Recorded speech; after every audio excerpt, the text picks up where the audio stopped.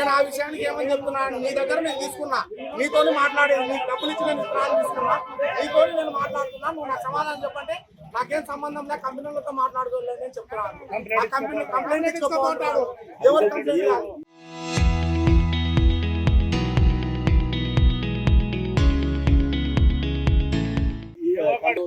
Complaint చేయలేదు ఇప్పటి వరకు.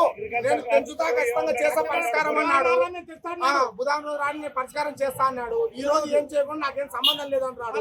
నేను నీ దగ్గర విత్తనాలు కొన్నానా లేదా, నీ దగ్గర కొన్న బిల్లు చూపించాలా లేదా, నువ్వు నీ వాళ్ళు ఫీల్డ్ వచ్చా చూపించాలా లేదా. నేను ఎంతమంది రైతులు ఎంతమంది నష్టపోయింది అయితే మేమిద్దరమే నష్టపోయింది, మేమిద్దరం నష్టపోయినాము.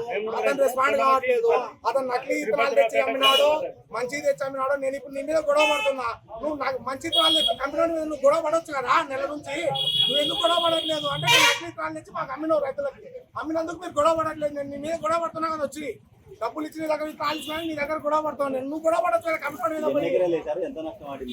3 లక్షల రూపాయలు నష్టం వాటింది. కౌలు రైతులు నేను 60,000 ఇచ్చి పోర్చైన్ తీసుకున్నా, కౌలుకి 3 ఎకరాలు 3 లక్షల రూపాయలు నష్టం ఉంది.